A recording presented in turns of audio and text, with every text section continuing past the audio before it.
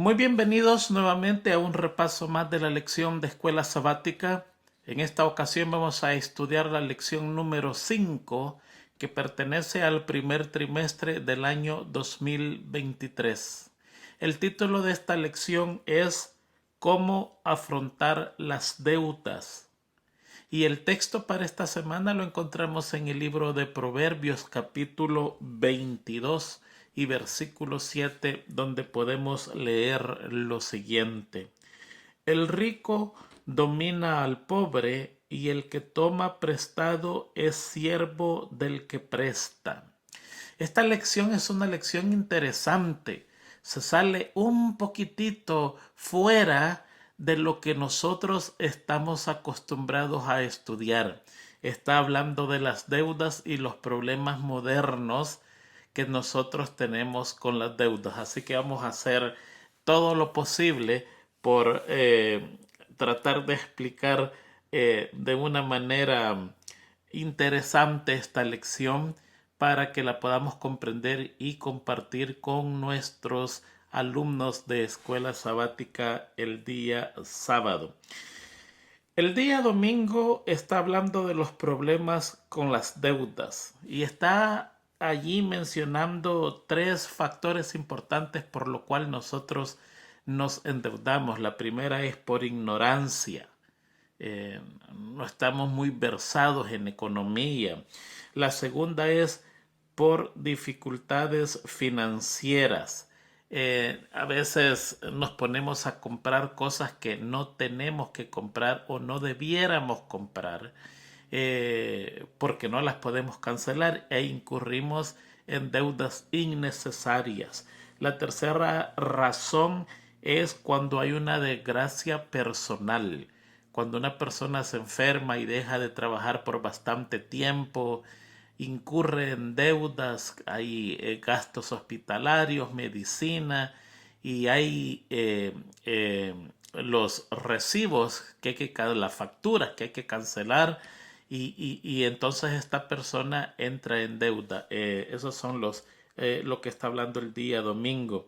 El día lunes está hablando de cómo seguir consejos piadosos, cómo tratar de vencer tanta propaganda que hay y no caer en, en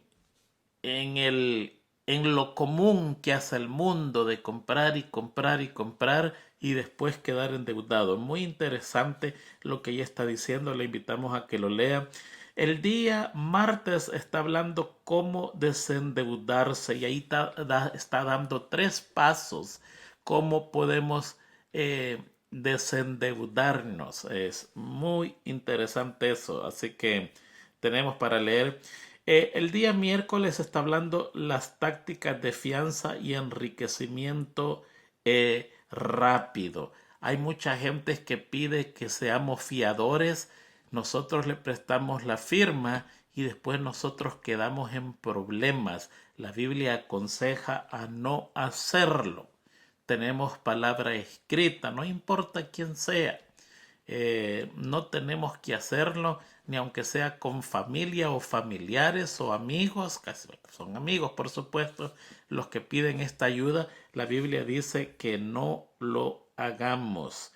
Y el día jueves está hablando de límites de plazo y centros de préstamos, y es lo que eh, Dios estipuló al pueblo de Israel qué hacer con las deudas. Así que vamos a tratar de cubrir eso, quizás visto desde otro punto de vista, pero siempre basado en la lección. Comenzamos. Mire, en la Biblia yo encuentro, quizás hay más que eso, pero yo encuentro 9 textos que hablan específicamente de deudas. Hay como 34 textos relacionados con las deudas, pero los textos que hablan específicamente de las deudas en la Biblia son 9. Se los voy a leer, son cortitos. Romanos 13:8. No debáis a nadie nada. Ahí dice. Siguiente. Proverbios 22:7. El que es el texto de esta semana. El rico domina a los pobres y el deudor es esclavo del acreedor. Quiere decir que si un rico le presta a un pobre, el pobre se vuelve esclavo del rico. Salmos 37, 21. El impío pide prestado y no paga, mas el justo es compasivo y da. Quiere que no le paguen, préstele a un impío.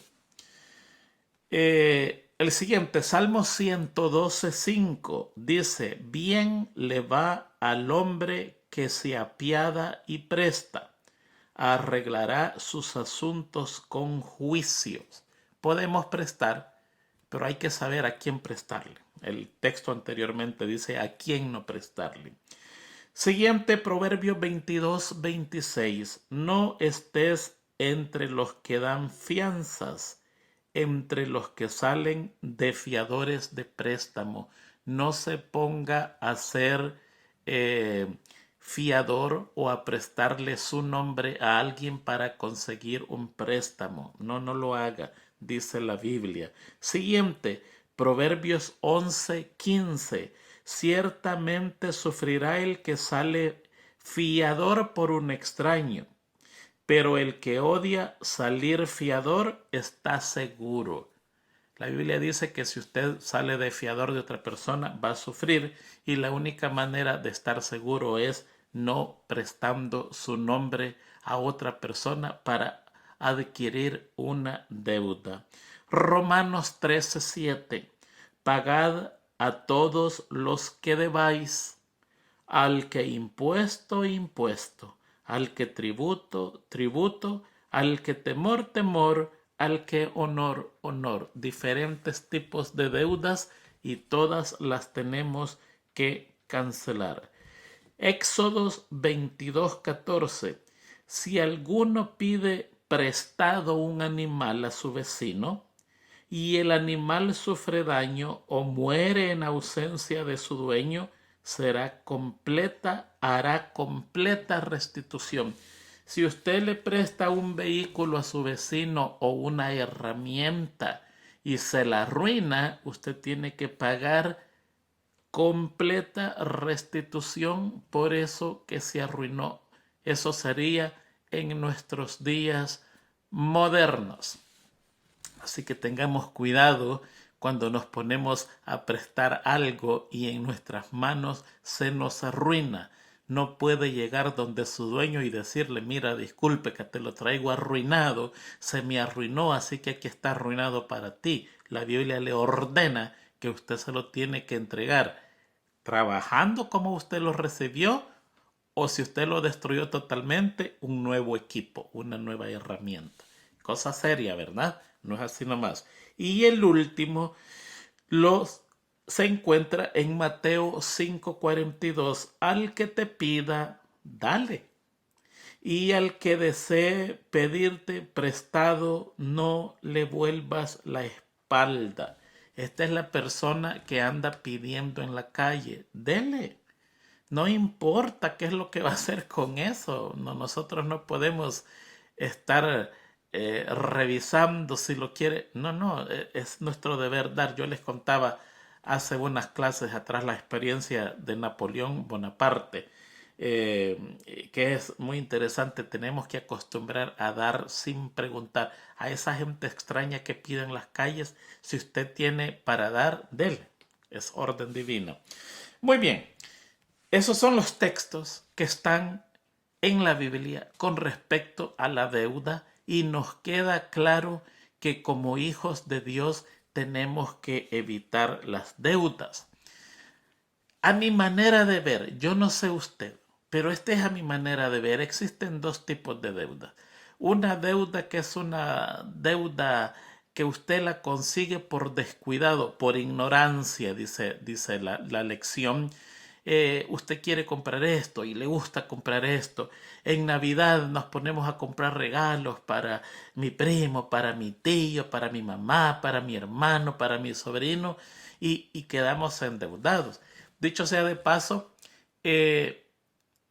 Se cree en los Estados Unidos que allí entre el 20 y el 30 de enero son los días más deprimentes del año. La gente pasa la más grande depresión del año. ¿Por qué? Por tres cosas fundamentales. A esa fecha ya se rompió varias veces las resoluciones del nuevo año. Los que habían dicho que iban a hacer ejercicio ya se cansaron y ya dejaron de ir, y los que dijimos que no íbamos a comer mucho se nos olvidó y nos dimos una buena comida. Ya se rompieron varias resoluciones. La segunda, aquí en los Estados Unidos, es porque se da cuenta que el invierno está lejos de pasar. Y la tercera es porque llega el cobro de las tarjetas de crédito y nos damos cuenta del gran gasto que hicimos para Navidad y Año Nuevo. Entonces dicen los expertos que entre el 20 y el 30 de enero en los Estados Unidos son los días donde hay más depresión en todos los ciudadanos. A mi manera de ver, hay otras deudas que usted no las puede evitar en el momento en que estamos viviendo. Y yo he enumerado 6. Posiblemente hay más deudas que esa. Por ejemplo, cuando usted quiere levantar un negocio, usted necesita a alguien que le preste dinero. Las corporaciones gigantescas venden eh, sillas, creo que se traduce en español. ¿Qué otra palabra eso sería? En inglés es eso, sillas. Este, Estoy luchando con la palabra, pero usted sabe lo que le digo, para conseguir dinero, y ese dinero yo después lo van a devolver. Acciones es la palabra. Eh, y encuentra usted corporaciones gigantes, gigantísimas, vendiendo acciones, y las personas comprándola con la idea de después por verlas a obtener esas acciones con intereses. O sea, es un negocio peligroso, muy peligroso, porque hay gente que ha invertido todos sus ahorros de su vida y en días ha perdido todo lo que tenía. Pero a veces queremos poner un negocio más sencillo, queremos poner un local de algo. Ahí tenemos que incurrir en una deuda, es imposible.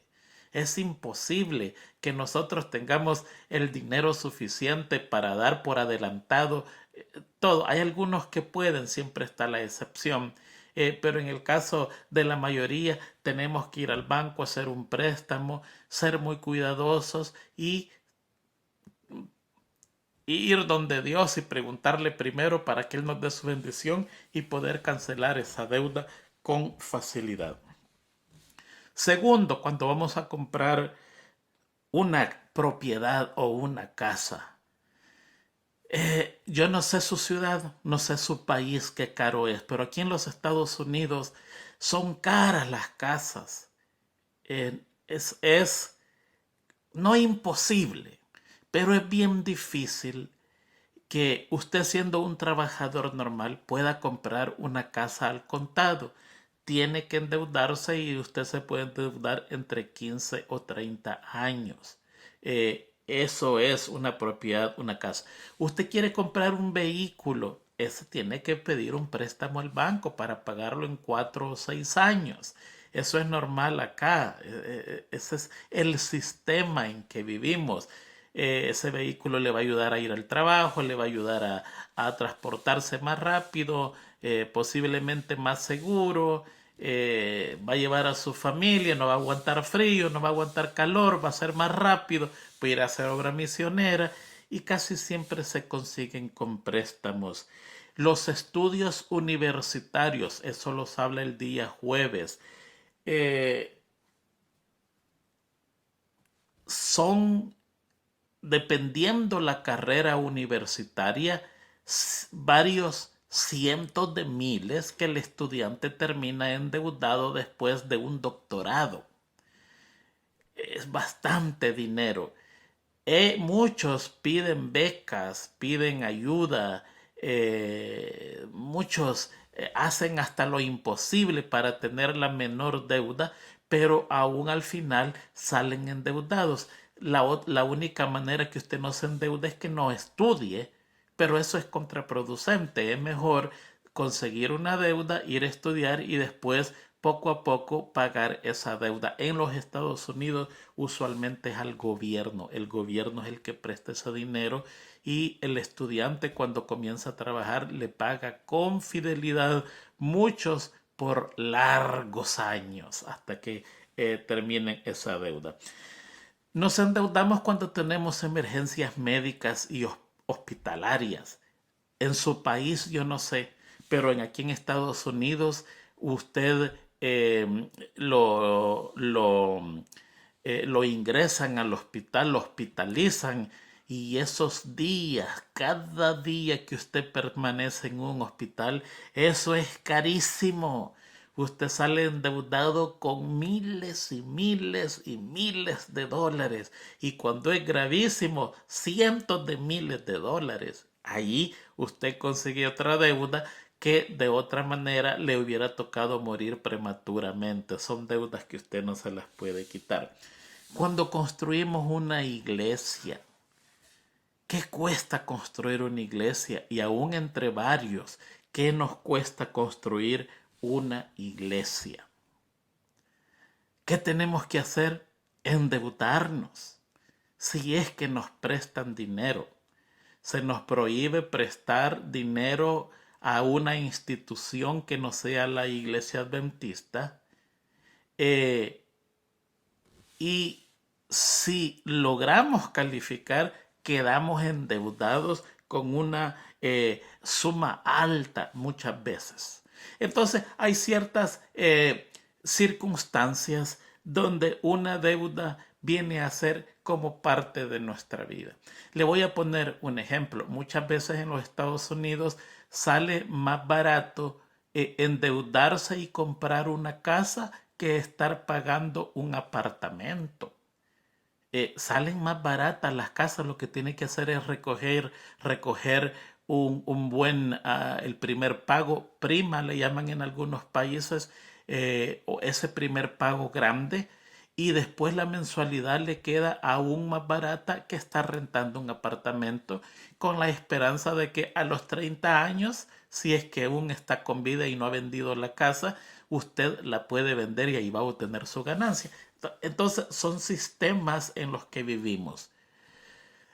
Entonces quiere decir que hay muchas deudas que las podemos evitar, pero hay deudas que no las podemos evitar. ¿Qué nos aconseja la escuela sabática? Que nos fijemos quién es la entidad que nos puede dar el mejor préstamo donde no salgamos tan afectados. Muy bien, ¿qué dice Dios para las deudas? Dios tenía o tiene, yo creo que tiene todavía algunos mecanismos para nosotros ayudar a los endeudados y lo vamos a leer. Se conoce como el año de la liberación. El Señor había dicho, van a trabajar 6 años y el 7º año no van a trabajar. No, nadie va a sembrar, nadie va a hacer nada, la tierra va a descansar y de lo que produzca la tierra naturalmente van a comer ustedes, sus hijos, sus siervos y los extranjeros que están dentro de sus ciudades. En ese año 7º, se llama el año de la liberación. Ahora recordemos que Dios había dividido los diezmos en esos 6 años.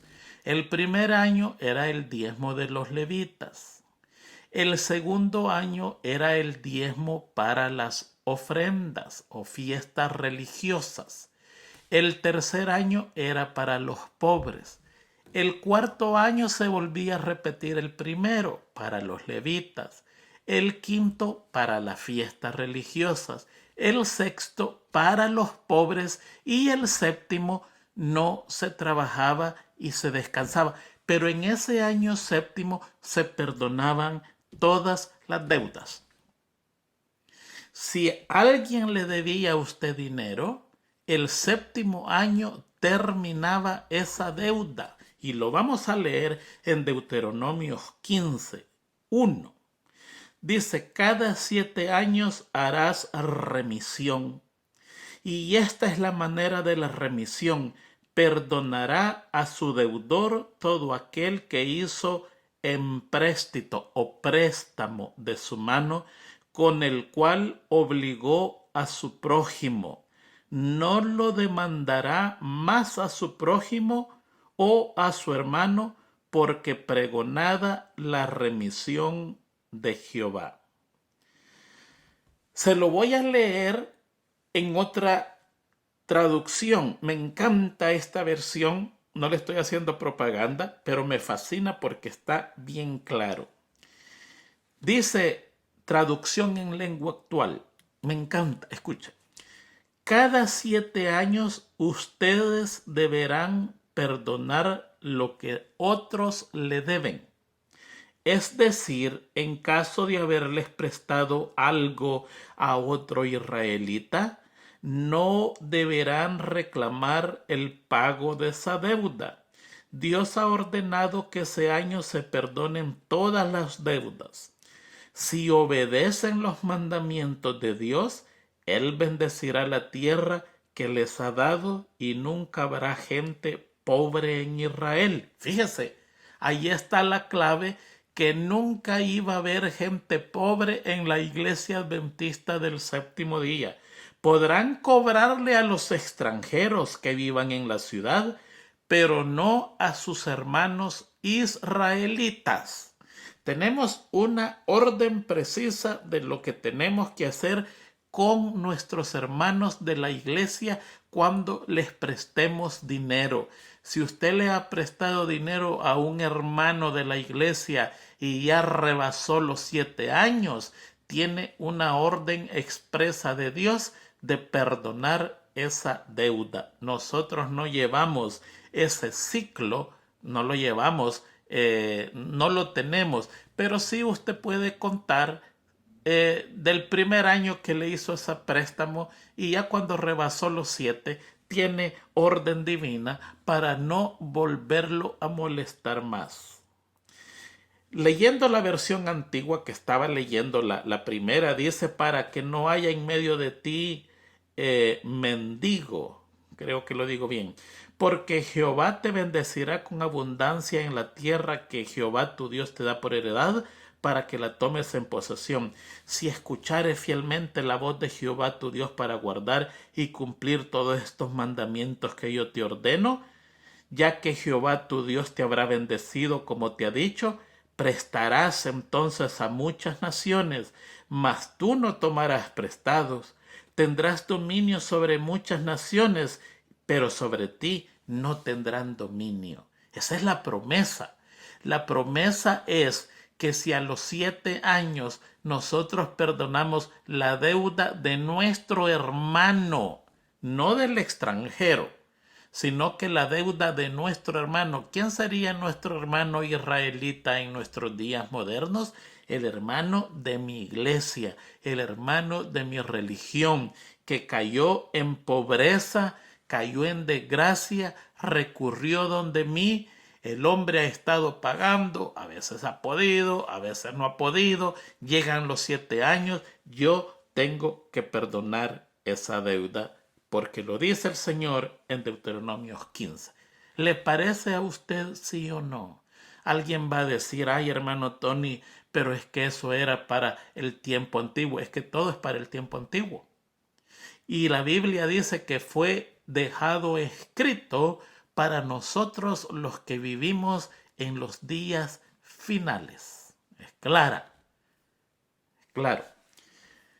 Además, Dios tenía una segunda herramienta, y eso se llamaba el jubileo. ¿Qué era el jubileo? El jubileo era el año 50 de ese ciclo de 7. Contaban 7 sietes, 7 semanas de años, y 7 por 7, 49. y cuando llegaba el 49, pues lógico que seguía el 50 y ese 50 era el año del jubileo. Esta era otra herramienta que acompañaba al año de la liberación, que era cada 7 años. Lo vamos a leer, está un poquitito um, largo, pero es interesante. Bueno, no está tan largo, pero lo vamos a leer.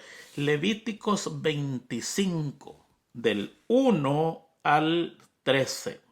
Y ahí sí es lo que dice. Mire, en el monte Sinaí Dios ordenó a Moisés que le diera a los israelitas las siguientes instrucciones.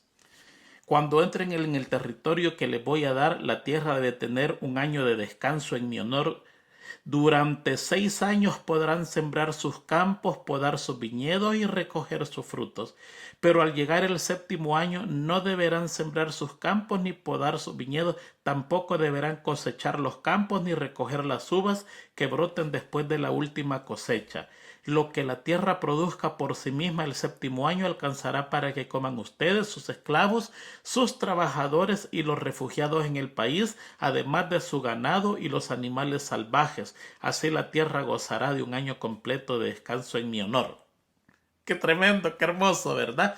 Por eso es que se lo llevó presos el Señor, desterrados con Nabucodonosor a Babilonia por 70 años, porque por 490 años no habían cumplido eso. Y el Señor dijo, por esa razón se van a ir desterrados, porque cuando yo digo algo tiene que cumplirse, yo dije que iban a descansar la tierra cada 7 años y ustedes no lo han hecho, han seguido sembrando, cosechando sin que la tierra pare. Por lo tanto, ahora se van a ir por 70 años cautivos y la tierra de Israel va a descansar esos 490 años que no ha descansado. ¿Se da cuenta?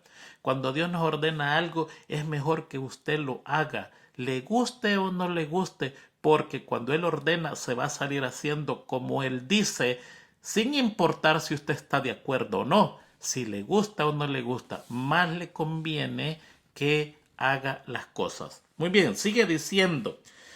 Además, deberán multiplicar 7 años por 7, lo cual da 49 años.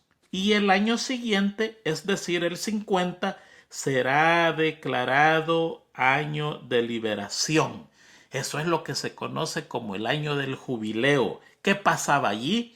En el día 10 del mes Etanim de ese año, hasta da la fecha, el día 10 del mes de Etanim de ese año, que es el día del perdón, es un día de perdón. Harán sonar por todo el país la trompeta y anunciarán la libertad para todos los habitantes de ese país. En ese año, los que hayan perdido su propiedad podrán recobrarlas y los esclavos quedarán en libertad de volver a sus familias. En el año 50 no deberán trabajar la tierra en ninguna manera, solo comerán lo que la tierra produzca por sí sola. En el año 49, que era el séptimo jubileo, ya había perdón de deudas. Y en el año 50, si había sido tanta la pobreza que un papá tenía que haber vendido a su hijo como esclavo para pagar una deuda, en ese año quedaba libre. Si había tenido que vender sus tierras por cualquier necesidad, en ese año se le devolvía la tierra.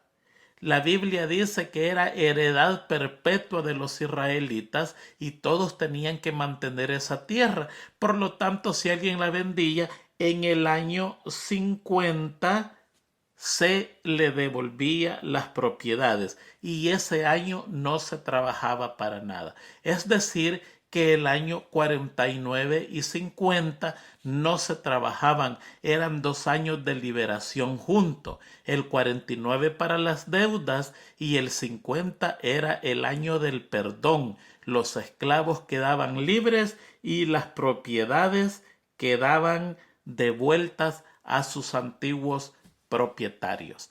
¿Ve? Dios no da una orden así nomás, Él también pone lo que hay que hacer. Vamos a leer otra cosa que el Señor dejó como herramienta para evitar la pobreza en el pueblo de Israel. Si se tenía que prestar a los hermanos israelitas, Dios prohibió prestar con intereses. Si usted le presta a un hermano de una iglesia, de su iglesia, hermano de la fe, usted puede prestarle dinero sin interés y si sobrepasa los 7 años, perdonar esa deuda. ¿No cree usted que es hermoso? Sí, es hermoso. Vamos a leer. Éxodo 22 dice, 21. No maltraten a los refugiados en el país ni los hagan esclavos. Recuerde que también ustedes fueron extranjeros en Egipto. No maltraten a las viudas ni a los huérfanos. Si los hacen y ellos me piden ayuda, yo los escucharé y con furia les quitaré la vida a ustedes. Mire que esto es serio. Cuando una viuda o un huérfano clama por justicia, Dios con furia le quitará la vida al que es injusto. Ese mandamiento no ha terminado, sigue vigente. Y entonces sus esposas serán las viudas y sus hijos los huérfanos. Qué cosa más terrible. Tenemos que tener cuidado. Si alguien le presta dinero a un israelita pobre, no debe cobrarle intereses ni portarse con él como los prestamistas. Está hablando entre hermanos. Levítico 25:35. Cuando algún israelita se quede en la miseria, ve, cuando a un israelita le viene una desgracia, deberán ayudarlo como si se tratara de un refugiado en el país. Si le hacen un préstamo, no deben cobrarle interés. Si le dan de comer, no deben hacerlo por negocio. Muestren respeto por mí y déjenlo vivir entre ustedes. ¿Ve la obligación con los pobres de nuestra iglesia? Deuteronomio 23:19. Si a otro israelita le prestan dinero, comida o alguna otra cosa, no le cobren intereses. Solo podrán cobrarle intereses a los extranjeros. Si cumplen con esta norma, Dios los bendecirá en todo lo que hagan en el país donde van a vivir. Qué cosa más interesante. Usted le presta dinero a una persona que no es de la iglesia, sí le puede cobrar intereses, no usura. Tenga cuidado, un interés correcto y decente y humano. Pero si le presta a un hermano de la iglesia, usted no le puede cobrar intereses. Salmo 15 es un salmo hermosísimo. Dice, dime Dios mío, ¿quién puede vivir en tu santuario? ¿Quién puede vivir en tu monte santo? Y ahí comienza a decir, solo quien hace lo bueno y practica la justicia, solo quien piensa en la verdad y habla con la verdad, solo quien no habla mal de nadie ni busca el mal de nadie ni ofende a nadie, solo quien desprecia al que merece desprecio, pero respeta a quien honra a Dios, solo quien cumple lo que promete aunque salga perdiendo, solo quien presta dinero sin cobrar intereses. Ese es el que va a poder vivir en el santuario de Dios. Estamos metidos en problemas, en serios problemas. Ezequiel 18 se titula el texto, el capítulo, cualidades del justo. La persona que es justa sabe lo que es justo y lo hace. Yo me voy a saltar el versículo 6, me voy a ir hasta el 7. No es injusta con nadie, sino que devuelve a su deudor lo que recibió en garantía de pago. No le roba a nadie, sino que comparte su pan con el que tiene hambre y su ropa con el que está desnudo. No cobra intereses cuando presta su dinero, no le hace daño a nadie. Las deudas está hablando la cartilla de esta semana y aquí nos prohíbe cobrarle intereses a nuestro hermano. Una de las cualidades del justo es que no cobra interés, y el que va a vivir en el santuario de Dios es aquel quien presta dinero sin cobrar interés. Levítico 25 dice que, y 22, Éxodo 22 dice que no le podemos cobrar intereses a nuestros hermanos. ¿Entendió eso, hermano? Yo espero que lo haya entendido. A veces muchos se ponen a protestar sin un texto bíblico, lo que creen, lo que se imaginan. Aquí les estamos mostrando con la Biblia lo que la Biblia dice. Esto se aplica para hermanos y para los administradores también, porque en la lección lo aplican a los hermanos, no se lo aplican a ellos mismos. Cometen varios pecados la administración cuando endeudan a una congregación con un préstamo para iglesia, cobrando intereses, y pasan los 7 años. Muchas veces predicamos lo que no vivimos. Y ese es el problema de la iglesia. Dime, Dios mío, ¿quién vivirá en tu santuario?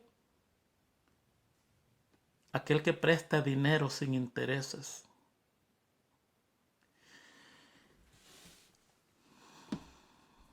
Crítica, tómelo como quiera. Pero cuando nosotros predicamos, la verdad tiene que ser pareja. Yo no le puedo predicar a otro lo que no me predico yo solo y no lo vivo yo solo.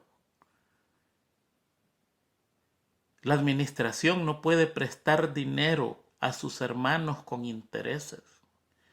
Y si le presta dinero a sus hermanos para la construcción de una iglesia, a los 7 años esa deuda tiene que parar por orden divino. Lo mismo tendría que ser en los hospitales y en las universidades. Cuando usted llega a ingresarse en un hospital adventista aquí en los Estados Unidos, yo no sé su país, yo estoy hablando del mío, la deuda es tan gigante como cualquier hospital nacional o privado. Realmente en Estados Unidos no hay hospitales nacionales, son pocos y contados. Y los que hay tienen otros fines, sirven a la gente que trabaja para el gobierno. La mayoría nos toca ir a hospitales privados como los adventistas. Ahí tendrían que preguntarle, ¿es usted un hermano de la iglesia? Sí. Entonces le vamos a prestar ese dinero porque necesitamos pagar esto, pero no va a haber intereses. Y si su deuda es tan grande, después de los 7 años, usted queda saldo. Orden divina. Parejos. Parejitos para todos. Las universidades. Nuestros muchachos no pueden estudiar ahí porque ahí no hay préstamo. Mejor presta el gobierno. Mejor entidades ajenas a la iglesia hacen préstamos a buenos muchachos, estudiantes. Y no vamos a mencionar nombres de qué entidades o qué otras religiones nos regalan dinero a nosotros los adventistas para que estudiemos. Y la iglesia adventista no lo hace. Lo debería de hacer siguiendo las pautas correctas. ¿Esa es la palabra de Dios, sí o no? Sí. ¿Se aplica a todos o solo a nosotros la iglesia? A todos. Administradores y administrados. ¿Se da cuenta?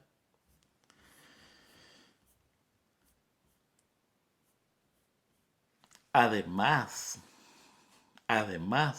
tenemos el tercer diezmo que no se practica y tendría que practicarse en la iglesia porque ha estado vigente.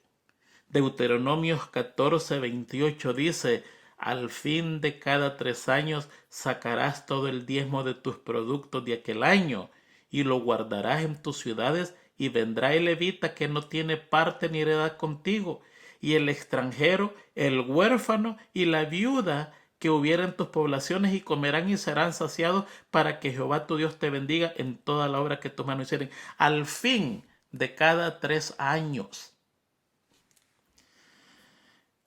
¿Qué horas tenemos? 40 minutos. Mire, déjeme a ver si logro cubrir algo que no está completamente terminado, pero se lo voy a adelantar. Lo voy a poner posiblemente el día de mañana en ese documento que estamos poniendo en PDF. Se va a llamar Entendiendo Malaquías 3:10. Este texto es un texto usado como caballito de guerra en muchas religiones, incluyendo las nuestras. ¿Robará el hombre a Dios? Pues vosotros me habéis robado. ¿En qué te hemos robado? En vuestros diezmos y ofrenda. Malditos sois con maldición, porque vosotros la nación toda me habéis robado. Traed todos los diezmos a la alfolía y alimento en mi casa, y probadme ahora en esto, dice Jehová de los ejércitos, si no os abriré la ventana de los cielos y derramaré sobre vosotros bendiciones hasta que sobreabunde. Se lo leí para no equivocarme, pero lo vengo escuchando desde mi niñez y me lo puedo perfectamente de memoria. Cuando usted estudia el libro de Malaquías, se da cuenta que el libro de Malaquías, que tiene solamente 4 capítulos, no está escrito a la congregación de Israel. Malaquías no es un nombre. Muchos creen que Malaquías es el nombre de una persona. No hay registro en la historia judía de alguien que se llama Malaquías, solo el libro de Malaquías. La palabra Malaquías viene de Malak, que significa enviado, o Malají, que significa mi enviado. Si usted agarra esa palabra Malají y la traduce al español, aterriza directamente como Malaquías, que significa mi enviado.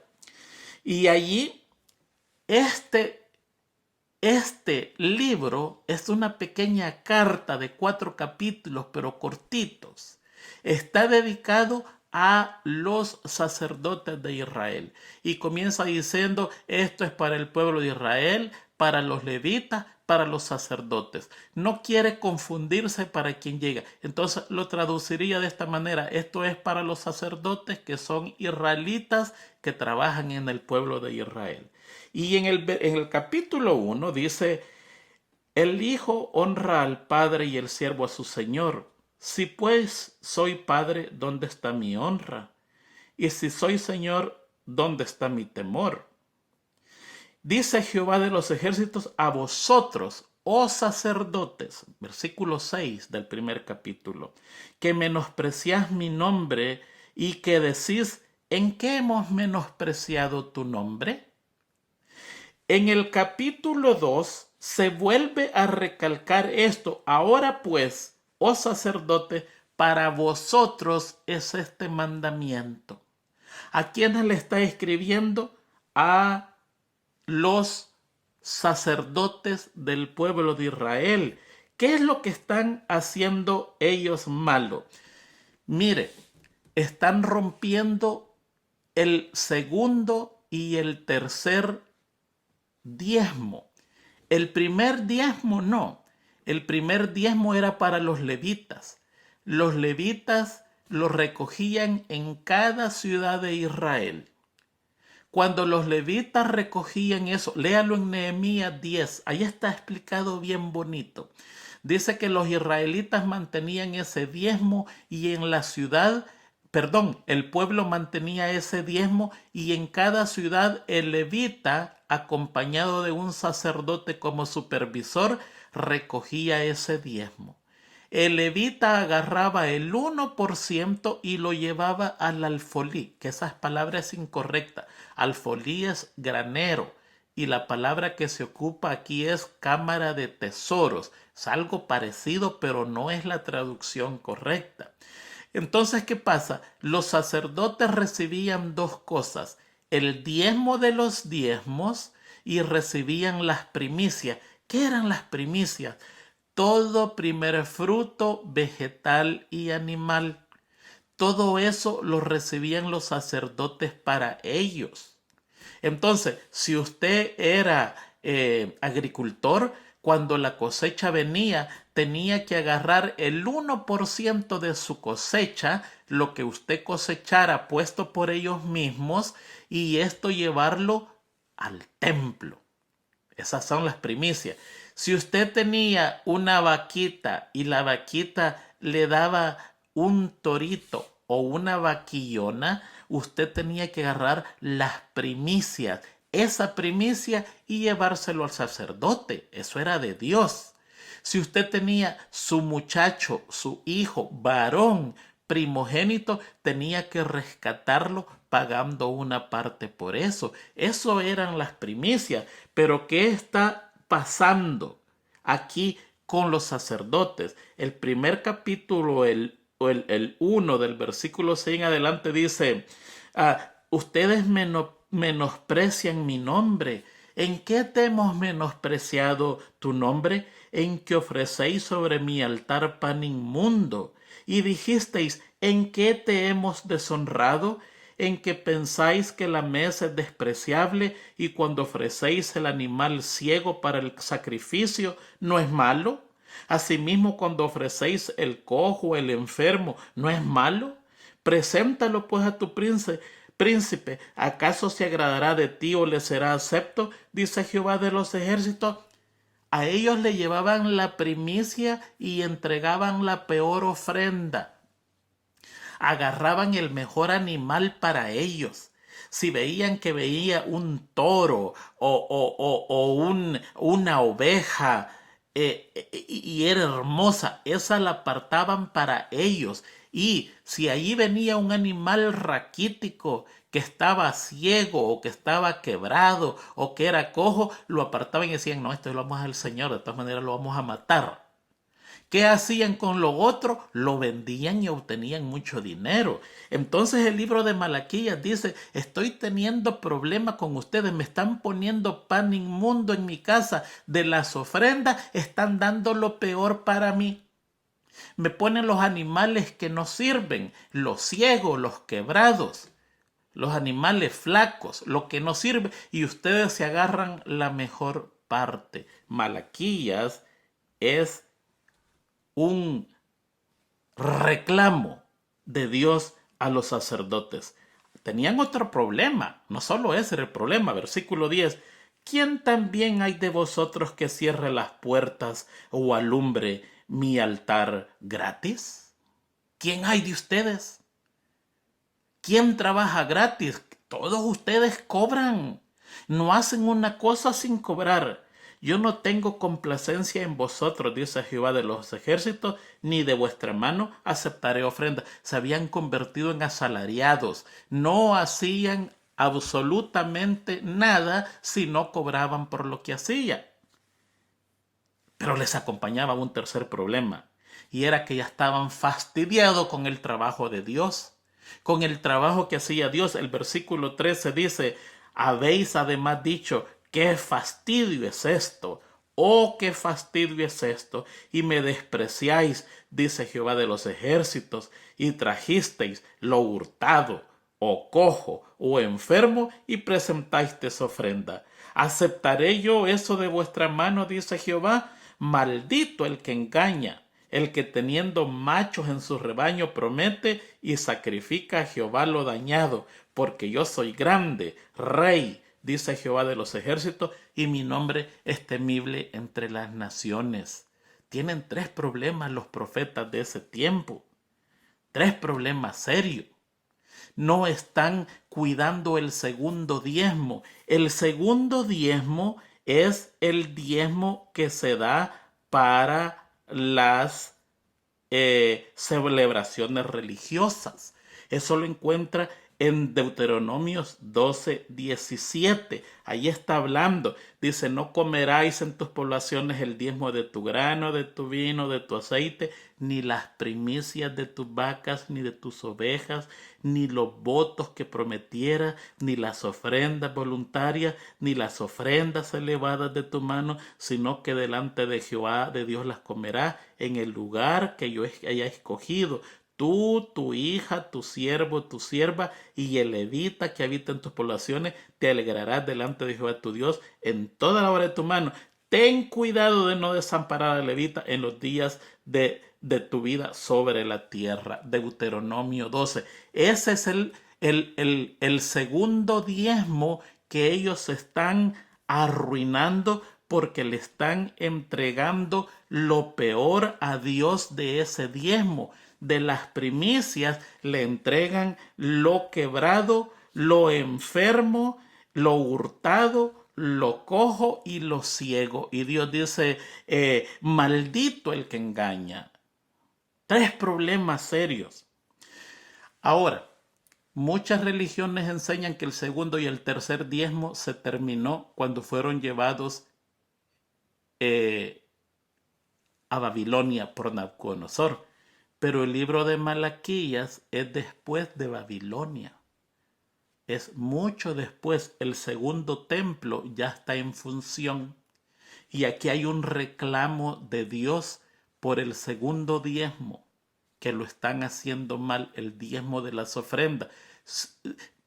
Y la iglesia adventista, si usted lee la cartilla del maestro la semana pasada, ellos explican que el segundo y el del tercer diezmo eran temporales y terminaron con el exilio de Babilonia. Malaquías está diciendo lo contrario, porque aquí ya tienen tiempo de haber vuelto de Babilonia y hay de parte de Dios una censura seria contra los sacerdotes que están cometiendo el gran pecado de no traer la ofrenda correcta ante Dios.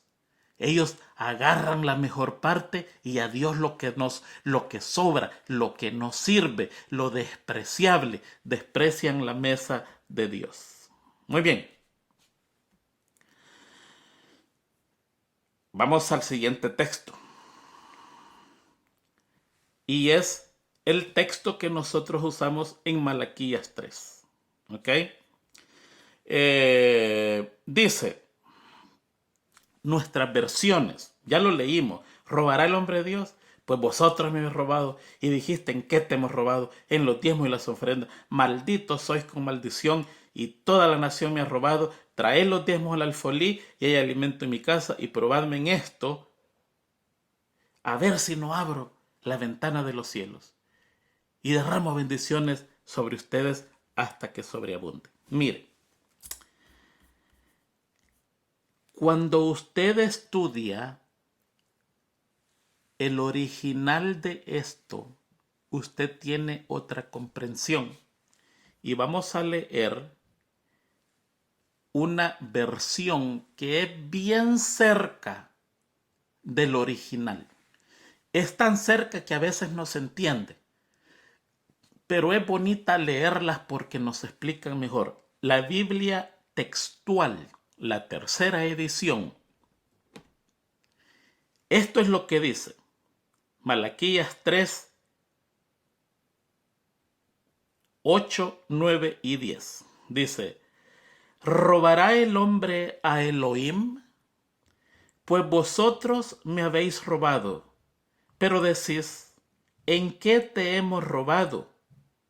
En los diezmos y las ofrendas. Me habéis maldecido con maldición, porque vosotros, la nación toda, me estáis robando. Traed todos los diezmos al alfolí y hay alimento en mi casa y probadme luego en esto, dice Yahvé Sebaot. Si no os abro la ventana de los cielos y derramo sobre vosotros bendiciones hasta que sobreabunde. Fíjese que en esta versión ellos explican que hubo una enmienda a la palabra maldito sois con maldición. Los escribas antiguos, cuando leyeron que Dios decía, me habéis maldecido con maldición, dijeron, no, es demasiado fuerte. Y ellos en el original hebreo hacen la enmienda y escriben allí, esto lo hemos cambiado porque es muy fuerte. El texto original dice, me habéis maldecido con maldición. Y ellos dicen la Septuagésima o la Biblia de los 70 que esta Biblia fue traducida al hebreo 250 años antes de Jesucristo. O sea, el Antiguo Testamento, el Nuevo Testamento se hizo después de Jesucristo. Ellos también tienen la misma idea, tienen la traducción correcta. Y yo se lo voy a leer. Es la Septuagésima traducido al inglés por Brenton. Y esto es lo que dice: ¿puede un hombre insultar a Dios? Ustedes me han insultado. ¿En qué te hemos insultado? En que los diezmos y las primicias de los frutos aún están con ustedes. ¿Quiénes ustedes? Los sacerdotes. Lo han insultado a Dios. Los otros dicen, me han maldecido con maldición porque todavía tienen los diezmos y las ofrendas. Y aquí dice, porque aún los diezmos y las primicias de los frutos aún están con ustedes. Y con firmeza apartan su mirada de mí y me insultan. Versículo 10. El año se ha completado y aún no han traído todos los productos a los almacenes, por lo mismo habrá saqueo en esta casa. Nosotros decimos, trae todos los días feliz y haya alimento en mi casa, pero la original dice, porque no han traído todos los alimentos a esta casa, habrá saqueo, lo van a saquear. Vamos a leer otra versión, traducida al español, siempre de la Biblia de los 70. ¿Acaso suplantará el hombre a Dios porque vosotros me suplantáis y diréis, ¿en qué te hemos suplantado? Porque los diezmos y las primicias con vosotros están. El año está consumado e introdujiste todos los frutos en la recámara y estará la rapiña de él en su casa. Esto es más claro, está diciendo, ustedes se llevaron los frutos para la casa y el arca, la cámara del templo está vacía y la gente está necesitada. Y hay otra Biblia que se llama Biblia Kadosh israelita mesiánica. Son leales al original. Se lo voy a leer. Dice, ¿puede una persona insultar a Elohim? Sin embargo, ustedes me insultan. Pero preguntan, ¿cómo te hemos insultado? En la 10ª parte y en los primeros frutos aún están con ustedes. El año ha terminado y ustedes tienen este producto. Por lo tanto, habrá saqueo en esta casa. Regresen eso. Mire qué cosa más interesante lo que está pasando acá. ¿Qué es lo que ellos están robando? ¿Qué es lo que ellos están robando? ¿Sabe qué es lo que están robando aquí? El tercer diezmo. Se lo voy a leer en Malaquías 3. Vamos a leer Malaquías el 3, unos versículos antes. Dice 3:5, y vendré a vosotros para juicio, y seré por testigo contra los hechiceros y adúlteros, contra los que juran mentira y los que defraudan en su salario al jornalero, a la viuda y al huérfano y los que hacen injusticia al extranjero, no teniendo temor de mí, dice Jehová. Y allí es donde continúa el texto. Esto es para los sacerdotes. En el capítulo 5 dicen que han defraudado a la viuda, al huérfano y al extranjero que habita con ellos. La viuda, el huérfano y el extranjero, ese es el diezmo del tercer año. Deuteronomios 14 dice, al fin de cada 3 años sacarás todo el diezmo de tus productos de aquel año y lo guardarás en tus ciudades, y vendrá el levita que no tiene parte ni heredad contigo, y el extranjero, el huérfano y la viuda que hubiera en tus poblaciones, y comerán y serán saciados, para que Jehová tu Dios te bendiga en toda la mano que hiciere. Los sacerdotes no habían llevado al templo esa ofrenda y ese diezmo del tercer año. Y por eso es que la queja es contra ellos. Has defraudado el salario del jornalero, has defraudado al extranjero que vive en ti, has defraudado a la viuda y al huérfano. Ha pasado un año y todavía tienen esos productos y mi casa está vacía. La van a saquear porque la gente tiene hambre. Traed los diezmos al alfolí y hay alimento en mi casa. ¿Para quién? Para los sacerdotes. No, ellos tienen comida, la tienen en su casa. Los que no tienen comida son los pobres de Israel, la viuda, el huérfano y el extranjero. Malaquías 3:10 no está para la congregación. El verso dice, toda la nación me habéis robado. Sí, Dios hace mención de que todos le han robado, pero aún Malaquías 3 y todo el libro es una queja de Dios para los sacerdotes de Israel.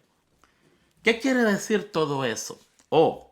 Quiere decir que en esta lección hemos hablado de las deudas que incurren los pobres de nuestra iglesia y cómo no lleguen a endeudarse. Nos están dando consejos qué hacer, qué no hacer, pero también tenemos que hacer nuestra parte. Si le prestamos a alguien, a un hermano de la iglesia, no puede pasar 7 años con esa deuda por orden divina.